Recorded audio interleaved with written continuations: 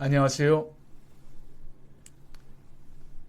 원주 청룡관장 이면호 목사입니다. 오늘 나누고 싶은 내 인생의 책은 나무 수업입니다. 이 책은 2016년 독일의 나무 전문가 피에터 볼레벤의 책입니다. 이 책을 읽다가 중간에 몇 번 포기한 적이 있었습니다. 흥미로운 부분도 많았지만 생물학적인 용어가 나오면 머리가 지끈거렸습니다. 그러나 제 마음 한편에서는 언젠가 제가 이해한 일부분이라도 이 책을 소개하고 싶다는 생각이 있었습니다.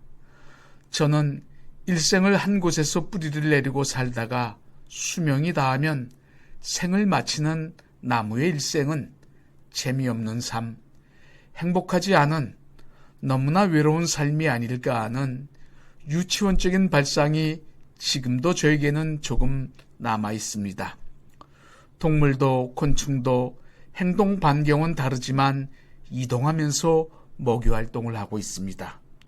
원주 문마급 반계리에 있는 은행나무의 수령이 800년이 넘고 은행잎이 떨어질 즈음에는 많은 관광객들이 찾아와 사진을 찍는 명소로도 유명하지만 한 곳을 묵묵히 지키는 나무의 인생에는 어떤 드라마틱한 반전이 있을까? 나무 수업이라는 책을 통하여 잠깐 소개를 하겠습니다. 임업대학을 졸업한 저자는 20년 넘게 산림관리 공무원으로 일하다가 친환경적 산림 경영의 이상을 실천하고자 독일 중서부 휄멜 조합의 산림 경영 지도원이 되었습니다. 저자는 현대 산림 경영은 목재 생산이 목적이라고 합니다. 나무를 심고 키우는 목적은 한마디로 최고의 실적에만 초점이 맞춰져 있다는 말입니다. 자신이 관리하는 나무들을 볼 때 나무의 상품 가치라는 좁은 테두리를 벗어나지 못했다고 합니다.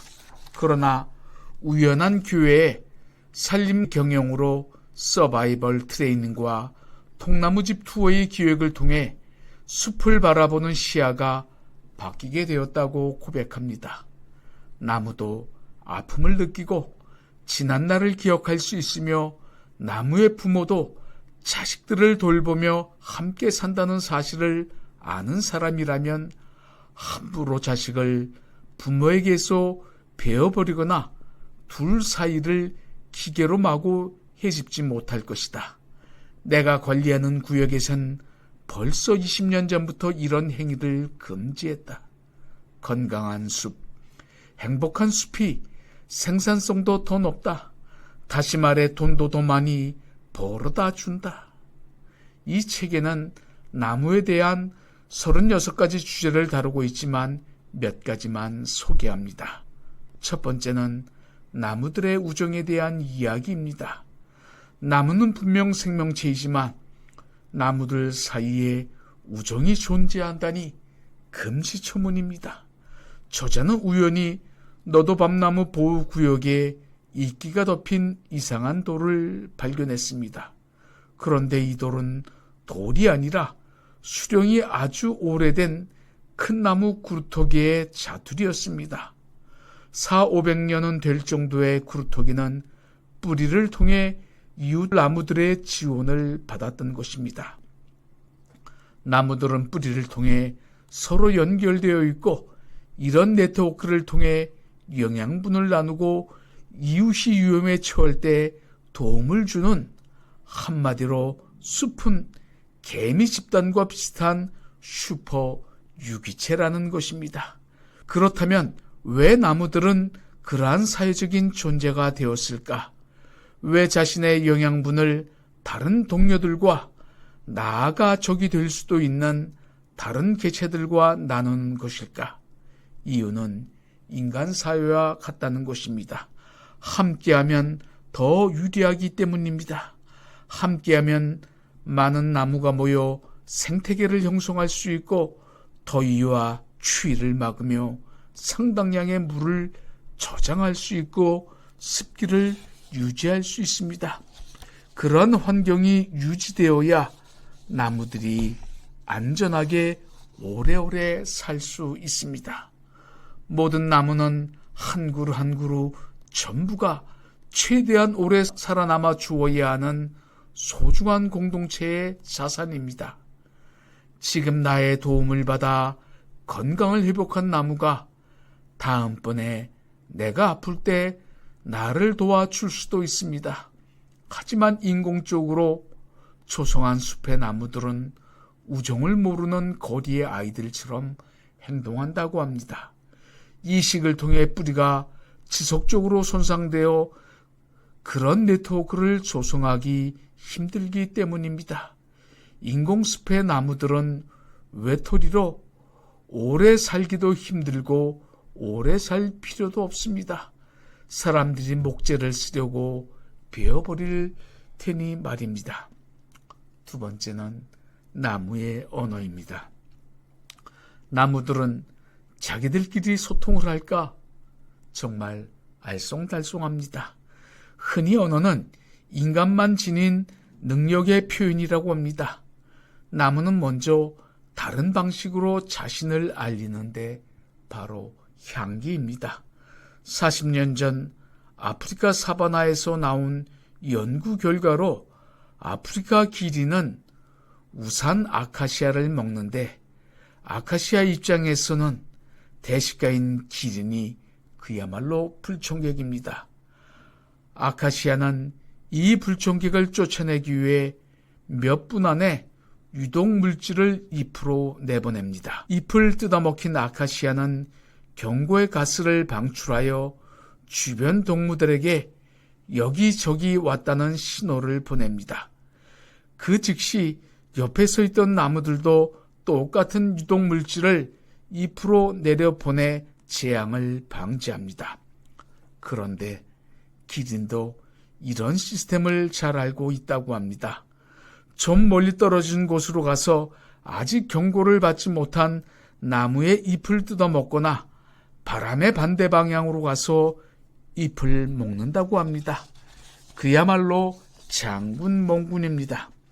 애벌레가 나무의 잎을 갈아먹을 때도 자신을 방어하기 위한 수단으로 유혹물질을 뿜어내서 그 애벌레를 잡아먹는 천적을 끌어들입니다.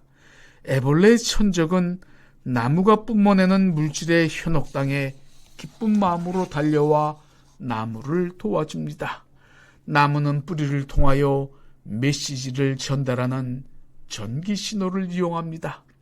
1초당 1cm의 느린 속도지만 메시지를 전달하고 주파수를 통한 연구가 걸음마 수준이지만 식물들이 주파수를 인식한다는, 다시 말해 들을 수 있다는 뜻으로 연구가 진행되고 있다고 합니다.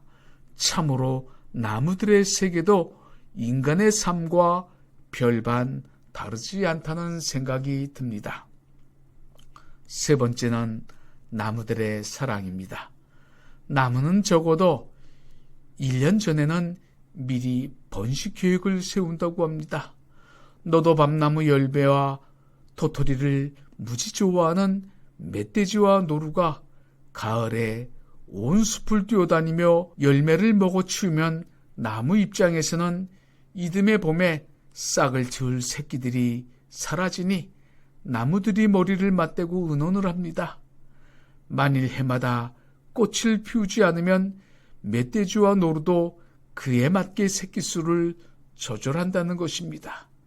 나무와 짐승의 공존, 아니 공존이라기보다는 생존 전략이 맞을 것 같습니다. 나무들마다 특징이 있는데 어떤 나무는 암수 생식기가 한 꽃에 있는 나무가 있고 암나무와 순나무가 구분된 나무도 있습니다. 어떤 나무들은 근친상간을 방지하여 자신들의 개체가 건강하게 자랄 수 있는 토대를 만든다고 합니다. 그러나 완전히 고립된 희귀종 집단의 경우는 어쩔 수 없이 다양성을 상실하게 되고 그로 인해 점점 허약해지다가 결국 몇백 년 안에 지구에서 완전히 자취를 감추고 만다고 합니다. 인간의 유전학과 나무의 유전학의 차이를 느낄 수 없습니다. 그런 측면에서 인간 역시 자연의 역사에서 거스를 수 없는 자연의 일부분이라는 생각에 더 많은 확신을 갖게 됩니다. 네 번째 주제는 언제나 느리게입니다. 저자는 나무가 그 정도로 느리게 성장하는 줄 몰랐다고 합니다. 자신의 관리구역에 키가 1, 2m 정도 되는 어린 너도 밤나무들이 많습니다. 예전에는 아무리 많이 봐줘도 10살 정도인 것으로 생각했다고 합니다. 그런데 그 어린 나무들이 나이가 최소 80살 혹은 그 이상임이 분명하다고 합니다. 어린 나무들이 한 해에 0.5m도 자랄 수 있지만 어미 나무가 다른 어른 나무와 힘을 합하여 어린 나무가 죽지 않고 살 수 있을 정도의 이 책에서는 3%의 광합성을 할 수 있도록 조절한다고 합니다. 부모라면 자식이 얼른 자라 독립하기를 원하는 것이 당연하지 않는가? 그런데 어릴 때의 느린 성장은 오래 살 수 있는 전제 조건이라고 합니다. 느린 성장은 폭풍이 불어도 쉽게 부러지지 않을 뿐만 아니라 더 중요한 것은 균류에 대한 저항력을 높인다고 합니다. 너도 밤나무의 경우 최대 400년까지 산다고 하니 보통 수령 200년이 된 엄마 나무의 보호에서 벗어난다는 것은 200년은 더 기다릴 수도 있습니다. 그런데 기다림의 시간이 혹독한 것은 아닙니다. 엄마가 뿌리를 통해 아기에게 손을 뻗어 당과 다른 영양소를 공급해 줍니다. 아기 나무들에게 엄마가 젖을 준다고 말할 수 있을 것입니다. 그렇게 하염없이 기다리던 어느 날 마침내 기회가 찾아옵니다. 엄마 나무가 수명이 다했거나 병이 든 것입니다. 이제는 마음 내키는 대로 광합성을 할 수 있기 때문입니다. 다섯 번째는 나무학교입니다. 나무는 배고픔보다 갈증을 더 못 견딥니다. 남은 배가 꼬르륵 끓을 때마다 광합성을 해서 배를 채울 수 있습니다. 그러나 물이 없으면 영양소의 생산을 중단할 수밖에 없습니다. 모든 나무가 겨울이 되면 휴식이 들어가기 때문에 나무들이 쓰는 물의 양도 제로에 가깝습니다. 그런데 더위가 시작되면 2주만 비가 안 내려도 대부분의 숲이 갈증에 허덕입니다. 저자가 관리하는 구역의 가뭄비 나무들은 가뭄이 시작되면 꽝, 퐁 하는 소리와 함께 나무 껍질에 1m 이상의 균열이 생깁니다. 뒷일은 생각하지 않고 땅이 주는 대로 물을 흥청망청 쓸 때 자연은 엄한 선생님이 되어 나무를 체벌합니다. 혹독한 체벌로 큰 깨달음을 얻었으니 앞으로는 아무리 땅이 많은 물을 주어도 아껴 쓰고 저축하는 습성을 버리지 않을 것입니다.